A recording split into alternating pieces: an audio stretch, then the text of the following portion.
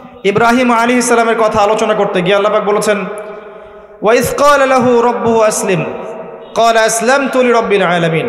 আল্লাহ পাক যখনই ইব্রাহিম আলাইহিস সালামকে বলেছেন আত্মসমর্পণ করো, আত্মসমর্পণ করো, ইব্রাহিম আলাইহিস সালাম বিনা বাক্য ব্যয়ে বলেছেন আমি আত্মসমর্পণ করলাম।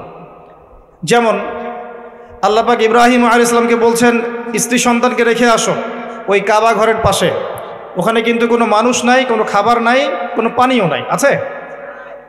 রেখে আসলেন তিনি কি জিজ্ঞাসা করেছেন আল্লাহকে, আল্লাহ আমি কেন আমার স্ত্রী সন্তানকে রেখে আসবো, এর পিছনে যুক্তি কি, এর পিছনে দর্শন কি, এর পিছনে বিজ্ঞান কি জিজ্ঞাসা করেছিলেন? সামি'না ওয়া আতা'না, শুনলাম মানলাম, আল্লাহ আদেশ করেছেন বাস মেনে নিয়েছি, এর নাম কি? এর নাম ইসলাম। আল্লাহ আদেশ করেছেন মেনে নিয়েছি, আল্লাহ বলেছেন 5 ওয়াক্ত নামাজ পড়তে হবে, কোনো প্রশ্ন চলবে না। আল্লাহ বলেছেন নিসাব পরিমাণ সম্পদ হলে যাকাত দিতে হবে, কোনো প্রশ্ন করা চলবে না। আল্লাহ বলেছেন রমজান মাসে সাওম রাখবে, ব্যাস রাখতে হবে, যুক্তি বিজ্ঞান দর্শন খোঁজার দরকার নাই। আল্লাহ বলেছেন সামর্থ্য হলে হজ করতে যাবে, সামর্থ্য হলে আপনি হজ করবেন।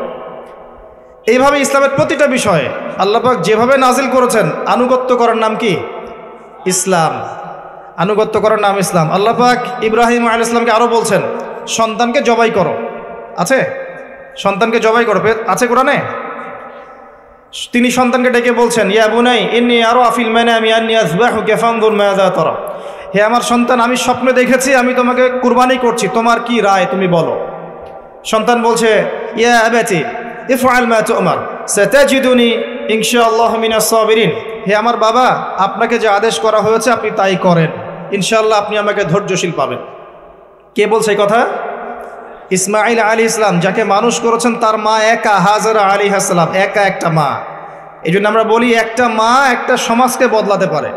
যদি মা হাজরা আলাইহিস সালামের মতো হয় তিনি এমন সন্তান জন্ম দিতে পারবেন যেই সন্তান সারা বিশ্ব পাল্টে ফেলবে ইনশাআল্লাহ।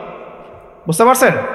তার বাবাকে কিন্তু, তার সন্তান ইসমাইল আলাইহিস সালামকে কিন্তু তার বাবা মানুষ করেননি। আমার কথা মানে বুঝতে পারছেন না? তাকে কিন্তু তার বাবা মানুষ করেননি, তার মা মানুষ করেছেন। কারণ তিনি তার মায়ের কাছে থাকতেন, কোথায়? কাবা ঘরের পাশে। এবং আমাদের নবী মুহাম্মদ সাল্লাল্লাহু আলাইহি সাল্লাম ইসমাইল আলাইহিস সালামের বংশধর, আমরা কিন্তু বনু ইসমাইল। আর ইব্রাহিম আলাইহিস সালাম থাকতেন ওই যে প্যালেস্টাইনে, আপনার ফিলিস্তিনে, শাম দেশে, সেখানে থাকতেন। সেখানে তার আরেকজন স্ত্রী ছিল, তার নাম সারা আলাইহিস সালাম। তার গর্ভে এক সন্তান হয়েছে, তার নাম কি? ইসহাক আলাইহিস সালাম। তারপর ইয়াকুব, আস্তে আস্তে বনু ইসরাইল, দাউদ, সুলাইমান, ইউসুফ সব এই বংশে, নবী মুসা, ঈসা সব এই বংশে। আমাদের নবী মুহাম্মদ সাল্লাল্লাহু আলাইহি সাল্লাম ইসমাইল আলাইহিস সালামের বংশে। কথা কি বুঝতে পারছেন? তো দেখেন এই যে বাচ্চা ইসমাইল আলাইহিস সালাম, যার বয়স হবে তখন মাত্র 10 বছর বা 15 বছর, তিনি বলছেন হে আমার আব্বা আপনি যা স্বপ্ন দেখেছেন, আপনাকে যে আদেশ করা হয়েছে আপনি সেটাই করেন, আমাকে সবরকারী পাবেন ইনশাআল্লাহ। আমাদের এখনকার এই বুদ্ধি প্রতিবন্ধী টিকটক প্রজন্ম এটা করতে পারবে? পারবে? আল্লাহর জন্য যদি ওদের জীবন দেওয়ার প্রশ্ন আসে, পারবে? একটা ক্লিপের জন্যে কত কি করছে দেখছেন না? মানুষের কাতারে আর পড়ছে না। ওই যে একটা আয়াত আমি বারবার বলি, লাহুম কুলুবুন লা ইয়াফকাহুনা বিহা, কলব আছে উপলব্ধি করে না। ওয়া লাহুম আযানুন লা ইয়াসমাউনা বিহা, আল্লাহ পাক কান দিয়েছেন শোনে না, শুনতেই চায় না। ওয়া লাহুম আ'য়ুনুন লা ইউবসিরুনা বিহা, আল্লাহ পাক চোখ দিয়েছেন দেখতেই চায় না। এদেরকে আল্লাহ পাক বলছেন উলাইকা কাল আনআম, এরা হচ্ছে জীবজন্তুর মতো। বাল হুম আদাল, আল্লাহ বলছেন আরো নিকৃষ্ট, বরং আরো নিকৃষ্ট। উলাইকা হুমুল গাফিলুন, এরা গাফেল সম্প্রদায়। আসেন আমি ইসলাম বুঝাচ্ছিলাম, ইসমাইল আলাইহিস সালামকে যখন কুরবানি করতে বললেন আল্লাহ পাক ইব্রাহিম আলাইহিস সালামকে বলেছিলেন এর পিছনে বিজ্ঞান কি, এর পিছনে যুক্তি কি, এর পিছনে দর্শন কি জিজ্ঞেস করেছেন? আল্লাহ আদেশ করেছেন, ব্যাস মানতে হবে। এর নাম কি? এর নাম ইসলাম, এটার নাম ইসলাম। এই কনসেপ্টকে কেউ যদি বলে এটা মৌলবাদী কনসেপ্ট, আপনি বলবেন যে হ্যাঁ আমি মৌলবাদী হিসেবে গর্বিত। আপনি তখন বলবেন হ্যাঁ আমি মৌলবাদী হিসেবে গর্বিত, কারণ আল্লাহ পাক যা আদেশ করেছেন আমাকে মানতেই হবে, কিচ্ছু করার নাই আমার। যদি না মানি তাহলে পৃথিবীতে আমি বেঁচে গেলেও পরকালে বাঁচতে পারবো না। পারবো? আল্লাহ বলেছেন সালাত কায়েম করতে হবে, আমি কি এর পিছনে বিজ্ঞান যুক্তি দর্শন খুঁজে তারপর মানবো? না আল্লাহ বলেছেন বাস মানবো। কোনটা? সামি'না ওয়া আতা'না, শুনলাম মানলাম। সামি'না ওয়া আতা'না, আল্লাহ বলেছেন শুনেছি বাস মেনেছি। সূরা বাকারার শেষের দিকে আছে না, ওয়া ক্বালু সামি'না ওয়া আতা'না। ঈমানদারদের বৈশিষ্ট্য হচ্ছে তারা বলে আমরা শুনলাম মানলাম। আর যারা ইহুদি তারা বলে সামি'না ওয়া আসাইনা, আমরা শুনলাম কিন্তু মানলাম না। এই সূরার মধ্যেই আছে, সম্ভবত 89 কি 90 নম্বর আয়াতের দিকে দেখে নিয়েন। তো এখান থেকে আপনাকে ইসলামের সংজ্ঞা বুঝতে হবে যে প্রত্যেক নবী মুসলিম ছিলেন এবং তখন যে আসমানি কিতাবগুলো নাজিল করা হয়েছিল সেগুলোর আনুগত্যের মধ্যেই শান্তি কামিয়াবি ছিল। কোনো নবী অমুসলিম ছিলেন না। আর ইসলাম কি জিনিস? আল্লাহর আদেশের সামনে আত্মসমর্পণ করে দেয়া, মাথা নত করে ফেলা বিনা কারণেই। হ্যাঁ, প্রতিটা বিষয়ের পিছনে কারণ অবশ্যই আছে, যুক্তি আছে, বিজ্ঞান আছে, দর্শন আছে, কিন্তু সব কিছু আমার বুঝে আসতে হবে জরুরি না। আমার জ্ঞান সীমিত, আল্লাহ পাকের জ্ঞান অসীম। আল্লাহ পাকের জ্ঞান অসীম, আমার সীমিত জ্ঞান আল্লাহর অসীম জ্ঞান ধরতে পারবে? আমার সীমিত জ্ঞান দিয়ে কি আমি আল্লাহ পাকের অসীম জ্ঞানকে যাচাই বাছাই করতে পারবো? পারবো না। এই জন্য সবচেয়ে ভালো বুদ্ধি হচ্ছে সামিআনা ওয়া আতা'না। আল্লাহ বলেছেন, শুনেছি, বাস মেনেছি। এখন দেখতে হবে কথাটা সত্যি আল্লাহ বলেছেন কিনা, আর কথাটা সত্যি নবী বলেছেন কিনা, এটা নিশ্চিত করতে হবে আগে। এটা নিশ্চিত করতে হলে আমাকে কোরআন এবং সুন্নাহ ঘাটাঘাটি করতে হবে, এবং কোরআন এবং সুন্নাহর বিষয়ে পারদর্শী যারা তাদেরকে জিজ্ঞাসা করতে হবে, ব্যাস যথেষ্ট। এরপর যখন প্রমাণ হয়ে যাবে যে হ্যাঁ এটা কোরআনে আছে, এটা সুন্নাহে আছে, তখন এর ডানে বামে যাওয়ার সুযোগ আছে আমার। ডানে বামে না গিয়ে যদি আমি এর উপরে থাকি, এখন কেউ আমাকে বলে যে তুমি মৌলবাদী মুসলিম, তাহলে আপনি কি বলবেন? বলবেন যে আমি এটাতেই গর্বিত। আপনার কোনো সমস্যা? আল্লাহ পাক বলেছেন আমাকে ইসলামের মৌলিক বিষয়গুলো মেনে চলতে, আমি মেনে চলি। আর কোনো বিষয়ের মৌলিক বিষয় না মেনে চললে সে ওই বিষয়ে দক্ষ হতে পারবে না। পারবে? কেউ যদি ডক্টর হতে চায়, ডক্টর, তো মেডিকেল সায়েন্সের মৌলিক বইগুলো পড়তে হবে না? মৌলিক মূলনীতি মেনে চলতে হবে না? কেউ যদি ভালো ইঞ্জিনিয়ার হতে চায়, তাকে ইঞ্জিনিয়ারিং সায়েন্সের মূলনীতি মেনে চলতে হবে না? কেউ যদি ভালো পলিটিশিয়ান হতে চায়, তাকে রাজনীতির মূলনীতিগুলো মেনে চলতে হবে না? একজন সুনাগরিক হতে চায়, তাকে রাষ্ট্রের সংবিধানের মূলনীতি মেনে চলতে হবে না? নাহলে সুনাগরিক হতে পারবে? অতএব আপনাকেও ভালো মুসলিম হতে হলে, জান্নাতি মুসলিম হতে হলে কোরআন সুন্নাহর মূলনীতি মেনে চলতেই হবে। কথা কি বুঝতে পারছেন? এই মূলনীতি মেনে চলা কি পাপ, না মেনে না চলাটা পাপ? এখন ইসলামের বিষয়ে কয়েকটা কথা। ইসলাম আল্লাহ পাকের কাছে একমাত্র গ্রহণযোগ্য দিন। এই ইসলামটা আল্লাহ পাকের কাছে একমাত্র গ্রহণযোগ্য দিন, অন্য কোনো দিন আল্লাহর কাছে গ্রহণযোগ্য নয়। কোথায় আছে? সূরা আলে ইমরান আয়াত নাম্বার 19। আল্লাহ পাক বলছেন ইন্না দীনা ইনদাল্লাহিল ইসলাম। আল্লাহর কাছে একমাত্র গ্রহণযোগ্য দিনের নাম কি? ইসলাম। এখন ইসলাম কি শুধু একটা ধর্ম না একটা জীবন ব্যবস্থা? ইসলামে কি সব কিছুর সমাধান আছে না নাই? তাহলে ইসলাম একটা শুধু কৃষ্টি কালচারের নাম নয়, বরং একটা কমপ্লিট কোড অফ লাইফ। আপনার পুরো জীবনের সব কিছু এখানে আছে। এখন আপনি এটা মেনে নিয়েছেন যে ইসলামের সব কিছুর সমাধান আছে, কিন্তু আমল করতে গিয়ে আপনি পারছেন না। আমল করতে গিয়ে পারছেন না। আমল করতে গিয়ে ঘাটতি হচ্ছে, কখনো কবিরা গুনাহ হচ্ছে, কখনো আপনি অর্থনৈতিক জীবনে সুদ খেয়ে ফেলছেন, কখনো অন্য কিছু করে ফেলছেন, কিন্তু আপনার বিশ্বাস আছে, আকীদা ঠিক আছে যে কোরআন এবং সুন্নাহে ইসলামের সব কিছুর সমাধান আছে। আল্লাহ চাইলে আপনার সমস্ত গুনাহ আল্লাহ মাফ করতে পারেন। কথা বুঝতে পারছেন না? আপনি বিশ্বাস ঠিক আছে আপনার, যে আপনি বিশ্বাস করেন, আকীদা ঠিক আছে আপনার, যে আপনি বিশ্বাস করেন কোরআন সুন্নাহ ইসলামের সব কিছু সমাধান আছে। এখন আমল করতে গিয়ে আপনি পারছেন না, দুনিয়ার কারণে হোক, ফিতনার কারণে হোক, দুনিয়ার স্বার্থের কারণেই হোক, ইত্যাদি ইত্যাদি। আল্লাহ চাইলে আপনার এই পাপগুলো মাফ করতে পারেন। কিন্তু একজন ব্যক্তির আকীদাই গলদ, সে মনে করে ইসলামে সব নাই, ইসলামে সব কিছু নাই, কোরআন সুন্নাহে সব কিছু নাই, এটা এই যুগে চলে না, ওই যুগে চলতো, এরকম তার মনে করে, এরকম মানসিকতা তার পথ চলতে গিয়ে গুনাহ হয়ে গেল, আল্লাহ পাক কি সেই ভুল ত্রুটি মাফ করবে? আকীদাই তো ঠিক নাই, আগে বেসিক ঠিক করতে হয়। তাই আমরা জীবনে কতটুকু আমল করতে পারি না পারি সেটা পরের কথা, আগে আকীদা ঠিক করতে হবে যে কোরআন সুন্নাহে সব কিছু সমাধান আছে। এবার আপনি ইসলামে আসলেন, এসে দেখলেন এর ভিত্তি দুইটা, কোরআন এবং সুন্নাহ। আরেকটা হাদিসের মধ্যে আপনি পাবেন, হাদিসে জিবরিলের মধ্যে, এখানে আপনি দেখবেন ইসলামের পিলার হচ্ছে 5টা। কয়টা? 5টা। 1 নম্বর আনতাশহাদা আল্লা ইলাহা ইল্লাল্লাহ ওয়া আন্না মুহাম্মাদুর রাসূলুল্লাহ। 1 নম্বর ইসলামের পিলার হচ্ছে আপনাকে সাক্ষ্য দিতে হবে যে আল্লাহ ছাড়া কোনো মাবুদ নেই, আল্লাহর তাওহীদের সাক্ষী দিতে হবে, এবং মুহাম্মদ সাল্লাল্লাহু আলাইহি ওয়াসাল্লাম আল্লাহর বান্দা এবং রাসূল, অর্থাৎ তাওহীদ এবং রিসালাতের সাক্ষ্য আগে দিতে হবে। এটা 1 নম্বর। 2 নম্বর ওয়ান তুকিমাস সালাহ, এবং তুমি 5 ওয়াক্ত সালাত আদায় করবে। কালিমার সাক্ষ্য দেওয়ার পরেই মুসলিমের দায়িত্ব হচ্ছে 5 ওয়াক্ত সালাত কায়েম করা। সালাত নাই, ইসলাম নাই। কেউ যদি মনে করে আমি নামাজ পড়ি না তারপরে মুসলিম, এটা একটা ডাহা মিথ্যা কথা। নামাজ না পড়লে কেউ মুসলিম থাকে না। নামাজ কেউ যদি ছেড়ে দেয়, মান তারাকা সালাতা মুতাআম্মিদান ফাকাদ কাফার, নবী সাল্লাল্লাহু আলাইহি ওয়াসাল্লাম বলেছেন কোনো ব্যক্তি যদি সালাতকে ইচ্ছা করে ছেড়ে দেয়, কোনো ব্যক্তি যদি নামাজকে ইচ্ছা করে ছেড়ে দেয়, সে ব্যক্তি কুফরি করে। ফাকাদ কাফারা বাইনার রাজুলি ওয়া বাইনাশ শিরকি ওয়াল কুফর তারকুস সালাহ। একটা হাদিসে এসেছে একজন মুসলিম বান্দা আর একজন মুশরিক কাফেরের মধ্যে পার্থক্যই হচ্ছে নামাজ। নামাজ নাই, ইসলাম নাই। বাংলাদেশে অনেকে মানুষ মনে করে যে নামাজ না পড়লেও মানুষ মুসলিম থাকে। আরব কান্ট্রিতে এটা মনে করে না, ওরা মনেই করে না নামাজ না পড়লে কেউ মুসলিম থাকতে পারে। হ্যাঁ, এখানে দুটো বিষয় আসতে পারে। একজন ব্যক্তি আকীদা রাখে যে নামাজ পড়াটা ফরজ, এরপরে পড়ছে না অলসতা করে, একে আমরা ফাসেক জালেম বলতে পারি। আরেকজন ব্যক্তির আকীদা হচ্ছে নামাজ না পড়লেও চলে, একে সুস্পষ্ট কুফরি ফতোয়া দিতে হবে। নামাজ না পড়লে মুসলিম থাকে না। 2 নম্বর পিলার সালাত। 3 নম্বর ওয়ান তুতিয়া যাকাত, তুমি যাকাত প্রদান করবে। যাকাত কি? নিসাব পরিমাণ সম্পদ হয়ে গেলে আপনাকে 2.5% যাকাত দিতে হবে, যেটা অনেক মুসলিমই দেয় না। অনেক মুসলিম নামাজ পড়ে যাকাত দেয় না। অনেকে মনে করে নামাজটা ফরজ, যাকাতটা ফরজ নয়। অনেকেই মনে করে যাকাত নফল মনে করে, দিলে দিলাম না দিলে নাই। এটা আপনার উপর ফরজ করা হয়েছে। যাকাত অস্বীকার করলে সেও কাফের হয়ে যাবে। যাকাত কেউ যদি অস্বীকার করে সেও কাফের হয়ে যাবে। ওয়ান তুতিয়া যাকাত, তারপর ওয়া তাসুমা রমাদান, রমজান মাসে সওম রাখবে।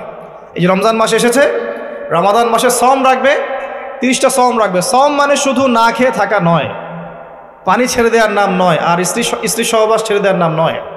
সওম মানে হচ্ছে আল্লাহ পাকের যাবতীয় নিষেধকে ছেড়ে দেওয়ার নাম। সওম রেখে, রোজা রেখে কেউ যদি ঘুষ খায়, জেনা করে, মানুষকে ঠকায়, মাপে কম দেয়, মিথ্যা বলে, অশ্লীল কাজ করে, তার কি রোজা হবে? যে কোনো আলেমকে জিজ্ঞাসা করেন, তার কি রোজা হবে? রোজা রেখে কেউ যদি গীবত করে, তাও তো রোজা ভেঙে যাবে। রোজা রেখে কেউ যদি গীবত করে, বেপর্দায় চলে, অশ্লীল কথা বলে, গালিগালাজ করে, তাও তো রোজা ভেঙে যায়। আর রোজা রেখে কেউ যদি দুর্নীতি করে, ঘুষ খায়, সুদ খায়, তাহলে রোজা থাকবে? রোজার মানে হচ্ছে তাকওয়া অবলম্বন করা, লাআল্লাকুম তাত্তাকুন, অর্থাৎ আল্লাহ পাকের আদেশ নিষেধগুলো মেনে চলা। খাবার যেমন ছেড়ে দিয়েছি, পানাহার ছেড়ে দিয়েছি, স্ত্রী সহবাস ছেড়ে দিয়েছি, হালাল ছিল তাও ছেড়ে দিয়েছি। এগুলো হালাল ছিল আমার উপরে, ছেড়ে দিয়েছি, তাহলে হারামগুলো ছাড়তে হবে না? হারামগুলো ছেড়ে দেওয়ার নাম হচ্ছে সওম। আমি অনেক লেকচারে বলেছি এই সিজনে, আপনাদেরকে আরেকবার রিপিট করছি, সওম রেখে 5 ওয়াক্ত নামাজ ছাড়বেন না। সওম রেখে তারাবির নামাজ জামাতে পড়ার চেষ্টা করবেন। রোজা রেখে বেশি বেশি দোয়া করবেন, বেশি বেশি জিকির করবেন, বেশি বেশি কোরআন তেলাওয়াত করবেন। রোজা রেখে মানুষের সাথে কম কথা বলবেন, আড্ডা পিটাবেন না, হোটেলে দোকানে এগুলো আড্ডা পিটাবেন না। বিনা প্রয়োজনে বাসার বাইরেই বের হবেন না। বেশি থেকে বেশি আপনি পড়ার টেবিলে বসে থাকবেন, জিকির করবেন, জায়নামাজে থাকবেন। বিশেষ প্রয়োজন হলে আপনি বাজারে আসবেন, বাজার শেষ দ্রুত বাসা চলে যাবেন। রমজান মাসটাকে দুনিয়ার কাছ থেকে ফারেক হয়ে পরকালের দিকে ফোকাস করবেন। নিজের পাপগুলোর লিস্ট করে ফেলবেন, এগুলোর জন্য তওবা করবেন। যাকাত দিয়ে দিবেন রমজান মাসে, বেশি বেশি দান সাদাকা করবেন, বেশি বেশি মানুষকে ইফতার করাবেন রমজান মাসে। অসহায় এতিমদের খবর নেবেন, বিধবাদের খোঁজ নেবেন। রমজান মাসে যারা খেতে পারছে না, ওদের ঘরে ইফতারের প্যাকেজ পৌঁছে দিবেন। সামাজিকভাবে হোক, সংগঠনের মাধ্যমে হোক, মসজিদের মাধ্যমে হোক, মাদ্রাসার মাধ্যমে হোক, মানুষের ঘরে ঘরে ইফতার পৌঁছে দিবেন। প্রয়োজনে ঈদের বাজার পৌঁছে দিবেন। আমি বলেছিলাম ঈদের বাজার এবং রমজানের বাজার আগেই করে রাখেন। রমজান মাসে বেশি বেশি বাইরে যাবেন না। রোজা রেখে বেশি খাবেন না ইফতারে, রোজা রেখে বেশি বেশি ইফতারে খাবেন না, সেহরিতে বেশি বেশি খাবেন না। লাইলাতুল কদর পাওয়ার চেষ্টা করবেন। শেষের দশক ইতিকাফ করার চেষ্টা করুন মসজিদে। আর যদি এটা না করতে পারেন, তাহলে শেষের দশকের বিজোড় রাতগুলো 21, 23, 25, 27, 29 আপনি বাসায় রাত জাগবেন, পরিবারবর্গকে জাগাবেন। এর মধ্যেই লাইলাতুল কদর আছে। এক রাত ইবাদত করলে আপনি 1000 মাসের নেকি পাবেন ইনশাআল্লাহ তাআলা। সবচেয়ে বড় কথা, এই মাসে আল কোরআন নাজিল হয়েছে। শাহরুর রমাদানাল্লাযী উনজিলা ফীহিল কোরআন, এটাই সেই মাস যেই মাসে কোরআন নাজিল হয়েছে। রমজান মাস এই কারণে মহিমান্বিত যে এই মাসে কোরআন নাজিল হয়েছে। ইন্না আনজালনাহু ফী লাইলাতুল কদর, এই মাসে কোরআন নাজিল হয়েছে। অতএব এই মাসকে কোরআনের সময় দিতে হবে, এই মাসকে কোরআনময় করে ফেলবেন। যারা কোরআন তেলাওয়াত করতে জানেন না, এই মাসে কোরআন তেলাওয়াত করা শিখবেন। যারা কোরআন তেলাওয়াত করতে পারেন, এই মাসে একবার করে খতম দিবেন। প্রতিদিন 1 পারা করে পড়বেন, 30 দিনে 30 পারা, 1 খতম।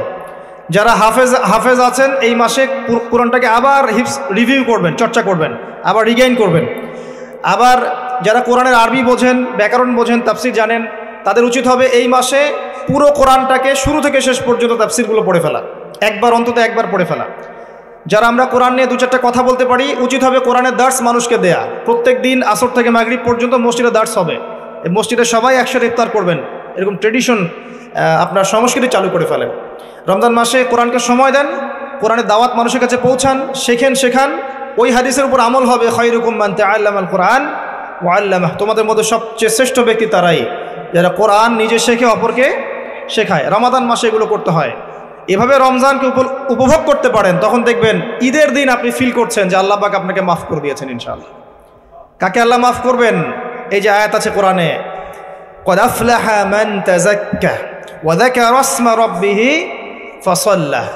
ক্বাদ আফলাহা মান তাযাক্কা, সেই ব্যক্তি সফল হয়েছে যেই ব্যক্তি আত্মশুদ্ধি অর্জন করেছে। রমজান মাসে এই আমলগুলো করার মধ্য দিয়ে আত্মশুদ্ধি অর্জন করেছে। ওয়া যাকারা ইসমা রাব্বিহি ফাসাল্লা, এবং সকালবেলা উঠে, ঈদের দিন সকালে উঠে আল্লাহর তোমার রবের নাম স্মরণ করতে করতে ঈদগাহে গিয়েছে সালাত আদায় করার জন্য। ওয়া যাকারা ইসমা রাব্বিহি ফাসাল্লা। আমরা বলি না আল্লাহু আকবার, আল্লাহু আকবার, লা ইলাহা ইল্লাল্লাহ, আল্লাহু আকবার, আল্লাহু আকবার, ওয়ালিল্লাহিল হামদ। এটা বলতে বলতে গিয়েছে ঈদগাহে, সারা মাস এই আমলগুলো করেছে, করে আত্মশুদ্ধি অর্জন করেছে। সকালবেলা ঈদের তাকবীর পড়তে পড়তে সালাত আদায় করতে গিয়েছে। এই ব্যক্তির জন্য ঈদের খুশি। কার জন্য ঈদের খুশি?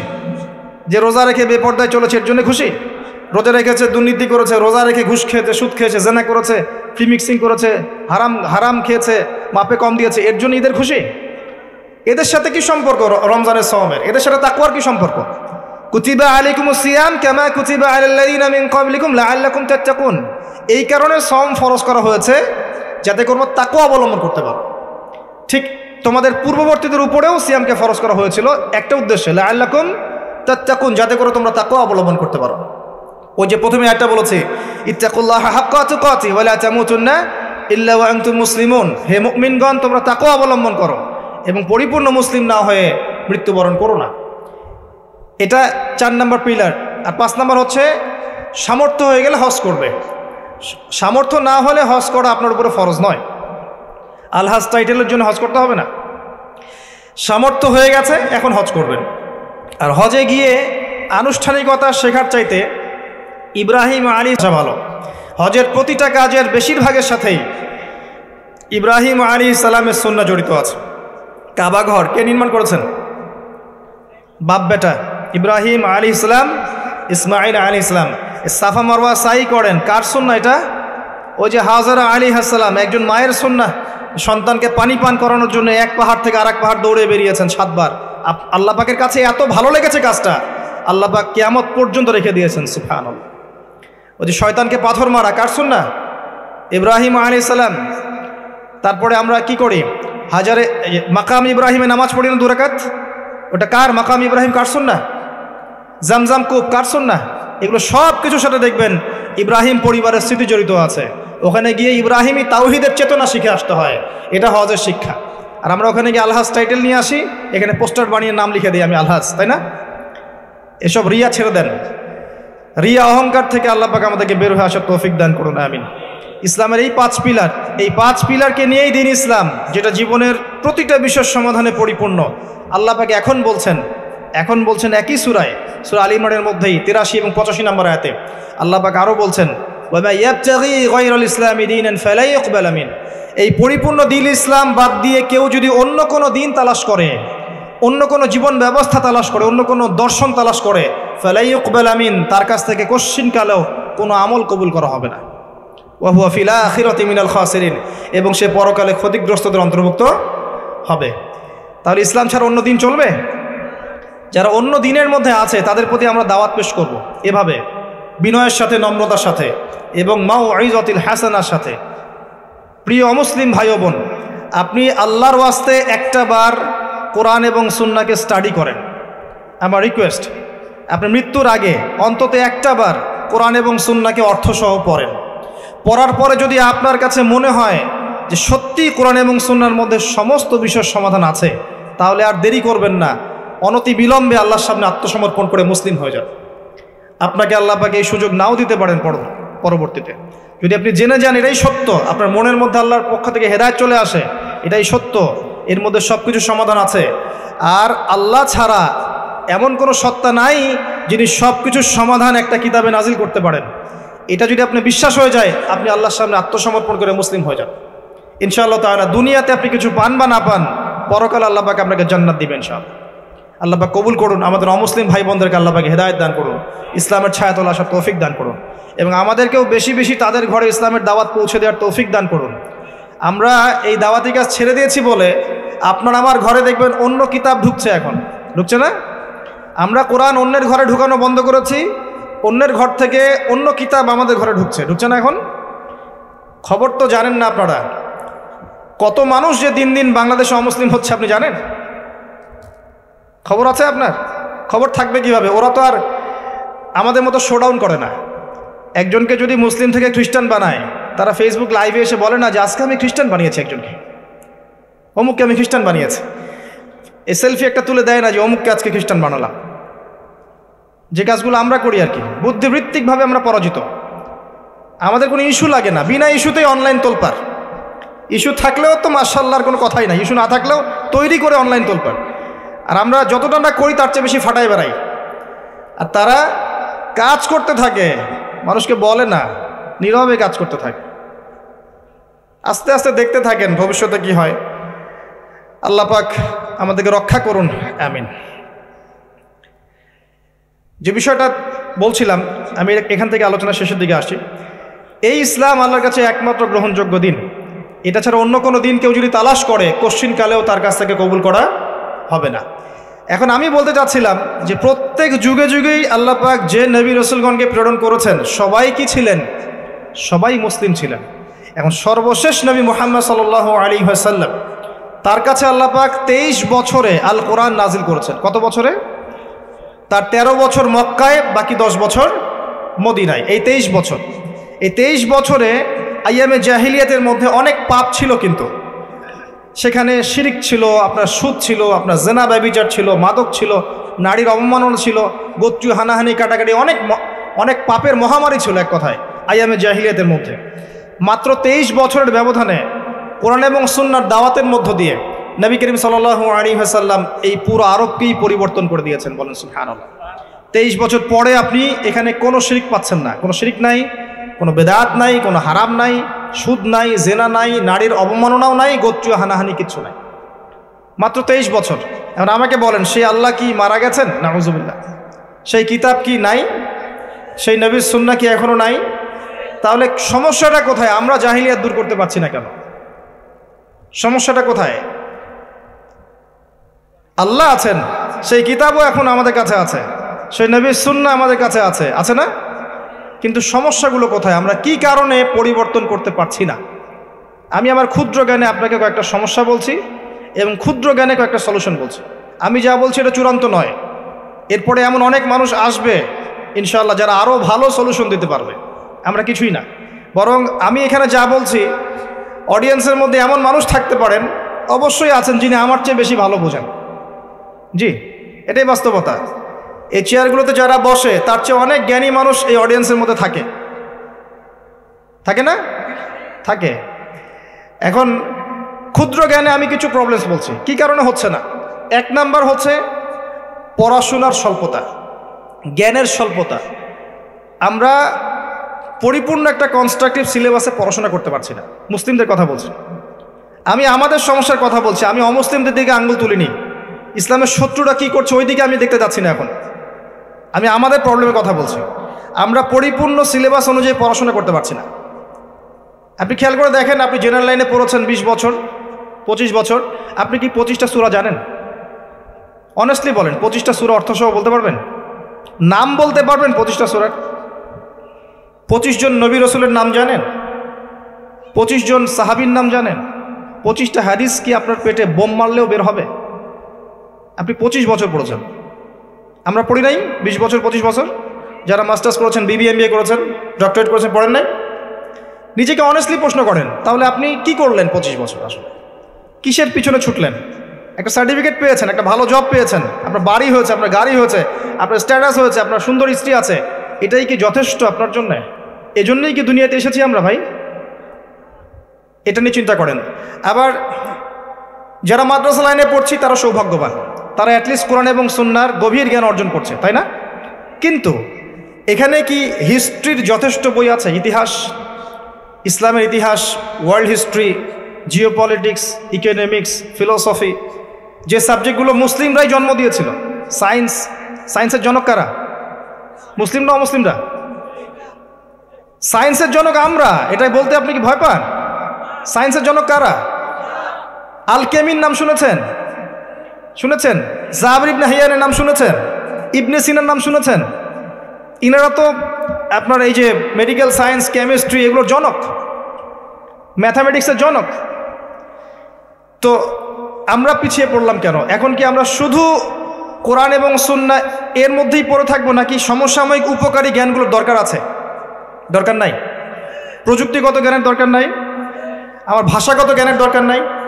আমার অর্থনীতির জ্ঞানের দরকার নাই? আমার জিওপলিটিক্স, ওয়ার্ল্ড অ্যাফেয়ার্স বুঝতে হবে না? ওয়ার্ল্ড পলিটিক্স বুঝতে হবে না? পলিটিক্যাল সায়েন্সের জ্ঞানের দরকার নাই? এই সাবজেক্টগুলো কি সেকুলার সাবজেক্ট না ইসলামিক সাবজেক্ট?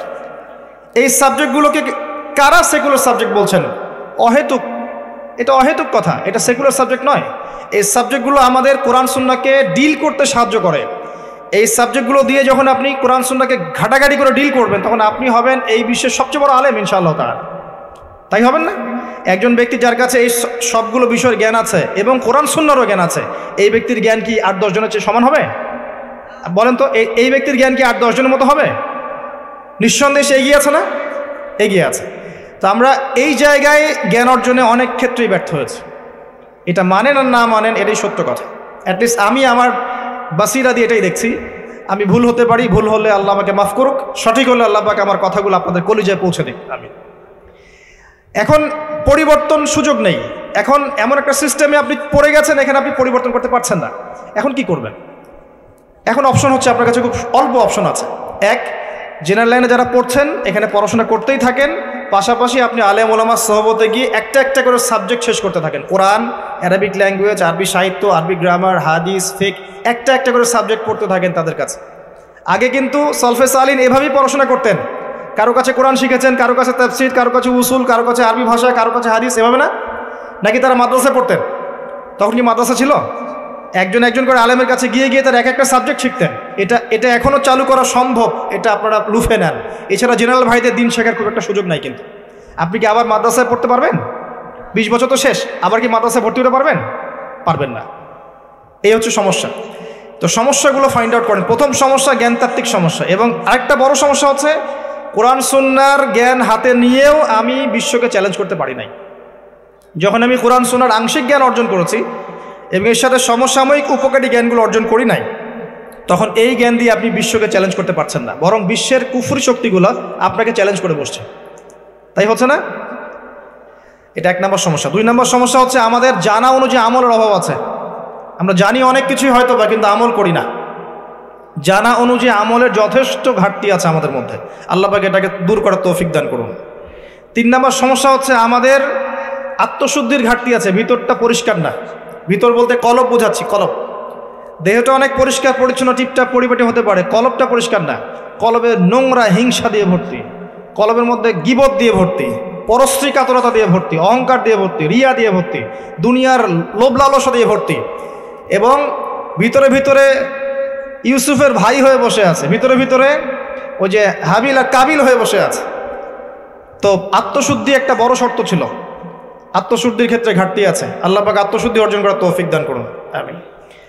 এটা একটা সমস্যা। একটা সমস্যা হচ্ছে হারাম রিজিক। আমাদের ম্যাক্সিমামের রিজিকের মধ্যে সুদ ঢুকেছে। এখন সুদ ঢুকেছে, ঘুষ ঢুকে গেছে, হারাম ঢুকেছে, ঠকানো মাল ঢুকেছে, মাপে কম দেওয়ার মাল ঢুকেছে, ব্যবসায়ের এই সিন্ডিকেটের মাল ঢুকেছে, আমাদের রিজিকের মধ্যে হারাম ঢুকেছে। এই জন্য ইবাদত কবুল হচ্ছে না।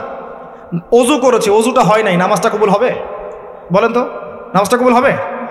অজু করেছেন, অজু ঠিক নাই, অজু হয়নি, আপনি পরিষ্কার করে অজু করেন নাই আপনি। এখন এই অজু দিয়ে কি নামাজ হবে? এখন আপনি রিজিক খাচ্ছেন হারাম, এই হারাম রিজিক দিয়ে কি ইবাদত কবুল হবে? উত্তর দেন। এগুলো সমস্যা। আরও সমস্যা হচ্ছে পারিবারিক আদর্শ ঠিক নাই। দেখেন আমাদের ম্যাক্সিমাম পরিবারগুলোর দিকে তাকান, জাহান্নামের টুকরা এক একটা। পরিবারের মধ্যে না আছে তাওহীদ, না আছে সুন্নাহ, না আছে ইসলামিক সংস্কৃতি, না বাচ্চা কাচ্চারা জানে জীবনের উদ্দেশ্য কী। পরিবারের পিতারা আর ইব্রাহিমের মতো নয়, পরিবারের মায়েরা আর হাজরা আলাইহিস সালামের মতো নয়, যারা ইসমাইলের মতো সন্তান জন্ম দিতে পারে। পরিবারের বোনরা ফাতিমা রাদিয়াল্লাহু আনহার মতো পর্দাশীল নয়। পরিবারের স্ত্রীরা কিন্তু আয়েশা রাদিয়াল্লাহু আনহার মতো নয়, খাদিজা রাদিয়াল্লাহু আনহার মতো নয়। এমন পরিবার দিয়ে কিভাবে আপনি আগামী প্রজন্মকে নেতৃত্ব দেওয়া জেনারেশন তৈরি করবেন বলেন? ইল্লা মাশাআল্লাহ, এর বাইরে কিছু পরিবার আছে যারা এই আদর্শে বড় করছে, আল্লাহ পাক তাদেরকে কবুল করবেন ইনশাআল্লাহ তাআলা। আল্লাহ পাক কবুল করুন, আমিন। আর সমস্যা হচ্ছে আমরা আমাদের জায়গা থেকে ইসলামের খেদমত করতে চাচ্ছি না।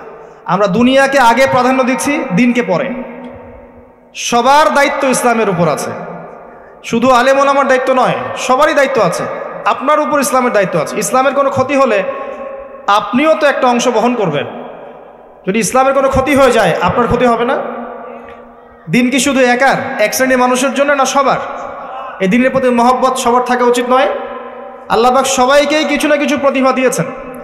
যে ব্যক্তি একজন পলিটিশিয়ান, সে সেখান থেকেই দিনের খেদমত করতে পারবে না? যে ব্যক্তি একজন প্রশাসনের কর্মকর্তা, সেখান থেকে সে ইসলামের খেদমত করতে পারবে না? যে ব্যক্তি একজন ডক্টর, সে সেখান থেকে পারবে। একজন ব্যবসায়ী সেখান থেকে পারবে। একজন আলেম সেখান থেকে পারবে। যে যার জায়গা থেকে দিনের খেদমত করতে পারবে না? আমরা কিন্তু এখানে দায়িত্ব ছেড়ে দিচ্ছি, মনে করছি দায়িত্ব শুধু ওলামায়ে কেরামের হাতেই, বা দায়িত্ব এক শ্রেণীর মানুষের জন্যই। আর বাকিরা সমালোচনায় ব্যস্ত আছে। কেউ কাজ করছে, ওই কাজের সমালোচনায় ব্যস্ত হয়ে আছে। আপনি নিজে করেন না ভাই, নিজে আসেন, নিজে একটা বই লিখেন। ফেসবুকে কিবোর্ড মুজাহিদ হওয়ার চাইতে নিজে একটা বই লিখেন। নিজে একটা বই লিখেন, নিজে একটা লেকচার দেন, নিজে 10টা বছর পড়েন, আরবি ব্যাকরণগুলো পড়েন, উসুলের বইগুলো পড়েন, ক্লাসিক্যাল মাদ্রাসার বইগুলো পড়েন। আপনি উলামায়ে কেরামের কাছে যান, কোরআন পড়া শেখেন। আগে বিশুদ্ধ করে কোরআনটা তেলাওয়াত করতে শিখেন। বড় বড় অনলাইনে কথা বলার আগে বিশুদ্ধ করে কোরআনটা তেলাওয়াত করতে শিখেন। এই উম্মার জন্য কিছু করেন। মানুষের দিকে আঙ্গুল তোলা সহজ, আর যারা কাজ করে ওদের দিকে আঙ্গুল তোলা সহজ। নিজে কাজ করা তো সহজ নয়। একটা বইয়ের জন্য কলম ধরিয়ে দেন, তারপর দেখেন না কয়টা লাইন বের হয়। একটা চেয়ারে বসায় দেন, তারপর দেখেন কয়টা লাইন বের হয় মুখ দিয়ে। কত কনস্ট্রাকটিভলি লেকচার দিতে পারে, নির্ভুলভাবে, একটা ভুলও হবে না। এমন কোনো মানুষ আছে পৃথিবীতে যার ভুল হবে না? এমন কোনো মানুষ পৃথিবীতে আছে যার ভুল হবে না? যে ভুল ধরছে ওর কি ভুল হয় না? সে কি তার ভুল ধরেছে কখনো? তার মানে ইন্টেনশনের সমস্যা আছে। সবার উচিত নিজ নিজ ভুল ধরা। ইসলামের দায়িত্ব কি এক শ্রেণীর মানুষের জন্যই না সবার জন্যে? সবাই সবার জায়গা থেকে করলে পরে দিনের বিজয় হবে, অযথা অন্যথায় হবে না। সবাই সবার জায়গা থেকে করলে পরে দিনের বিজয় হবে। আল্লাহ পাক আমাদের সবাইকে যার যার জায়গা থেকে দিনের খেদমত করার তৌফিক দান করুন। অন্যের দিকে চোখ দেওয়ার আগে নিজে আমি দিনের জন্য কি করছি এটা ভাবার তৌফিক দান করুন। আমি কতটুকু দান সদকা করি, আমি কতটুকু সালাত আদায় করি নামাজে 5 ওয়াক্ত জামাতের সাথে, আমি কতবার কোরআন তেলাওয়াত করেছি, আমি কয়টা সূরা হিফজ করেছি, আমি কয়টা হাদিস জানি, আমি কয়টা ক্লাসিক্যাল বই পড়েছি, আমি দিনের জন্য কি বলেছি, কতদিন, কতটুকু দাওয়াত দিয়েছি, কতটুকু লিখেছি, কতটুকু মুজাহাদা করেছি, দিনের জন্য আমি কি করেছি, আল্লাহর জমিন, আল্লাহর দিন কায়েমের জন্য আমি কি করেছি, এটা ভাবার তৌফিক সবাইকে আল্লাহ পাক দান করুন। অন্যের দিকে চোখ দেওয়া বন্ধ করেন, আগে নিজের দিকে চোখ দেন। নিজের দিকে চোখ দেন, আয়নার সামনে দাঁড়ান। যদি বিবেকবান হন, আয়না আপনাকে বলে দিবে আপনি কতটুকু স্বচ্ছ আর কতটুকু অস্বচ্ছ। আল্লাহ পাক আমাদেরকে বোঝার তৌফিক দান করুন, আমিন। প্রিয় ভাইরা, আমি আজকে লেকচার লম্বা করতে পারছি না, আমি অত্যন্ত দুঃখিত, আমাকে ক্ষমা করবেন। আমি ফিজিক্যালি একটু অসুস্থ, মানসিকভাবেও কিছুটা অসুস্থ, আর আমাকে আরেকটা জায়গায় যেতে হবে। যদি না যাই তাহলে তাদের প্রোগ্রামটা আজকে নষ্ট হয়ে যাবে। আমি আপনাদের কাছে ওয়াদা করছি ইনশাআল্লাহ তাআলা আগামীতে এই নেক্সট যে সিজন আসছে ইনশাআল্লাহ আমি আপনাদেরকে লম্বা সময় দেবো ইনশাআল্লাহ তাআলা। ইনশাআল্লাহ তাআলা নেক্সট সিজনে আমি আপনাদেরকে লম্বা সময় দেওয়ার চেষ্টা করবো ইনশাআল্লাহ তাআলা। আল্লাহ পাক যদি তাকদীরে রাখেন আবারও দেখা হবে ইনশাআল্লাহ তাআলা। আমি এই বলে আলোচনা গুটিয়ে নিচ্ছি যে আল্লাহ রাব্বুল আলামিন এই দিন ইসলামটাকে আমাদের কাছে আমানত হিসাবে পাঠিয়েছেন, এবং আমি আপনাকে ফাইন্ড আউট করে দেখালাম যে সমস্যাগুলো কোন কোন জায়গায়। আমি জাস্ট আপনাকে সলিউশনগুলো বলবো কয়েকটা জায়গায়। যদি পরিপূর্ণ জ্ঞান অর্জন করতে পারেন ইনশাআল্লাহ দিনের বিজয় হবে। পারবেন ইনশাআল্লাহ? পরিপূর্ণ জ্ঞান অর্জন করতে পারলে দিনের বিজয় হবে ইনশাআল্লাহ। পারবেন? নিয়াত করেন। 2 নাম্বার, যদি জ্ঞান অনুযায়ী আমল করতে পারেন ইনশাআল্লাহ দিন বিজয় পাবেন, ইনশাআল্লাহ তাআলা দিন বিজয় হবে। 3 নাম্বার, যদি আমাদের পারিবারিক আদর্শ ঠিক থাকে সমাজ ঠিক থাকবে ইনশাআল্লাহ। 4 নাম্বার, আমাদের রিজিক যদি হালাল হয় আমাদের দোয়া আল্লাহর দরবারে কবুল হবে ইনশাআল্লাহ। আমাদের প্রত্যেকের মধ্যে যদি এই জজবা থাকে যে আমি আমার জান মাল সময় শ্রম দিয়ে দিন ইসলামের জন্য কাজ করব, এই ছোট ছোট প্রচেষ্টাগুলো যখন একসাথে হবে দেখবেন ইনশাআল্লাহ আল্লাহ পাকের জমিনে আল্লাহ পাকের পতাকা পতপত করে উঠছে ইনশাআল্লাহ তাআলা। আল্লাহ রাব্বুল আলামিন আমাদের সবাইকে দিন ইসলামের জন্য কবুল ও মঞ্জুর করুন, আমিন। সুবহানাকাল্লাহুম্মা ওয়া বিহামদিক আশহাদু আল্লা ইলাহা ইল্লা আনতা আস্তাগফিরুকা ওয়া আতুবু ইলাইক। আসসালামু আলাইকুম ওয়া রাহমাতুল্লাহি ওয়া বারাকাতুহু।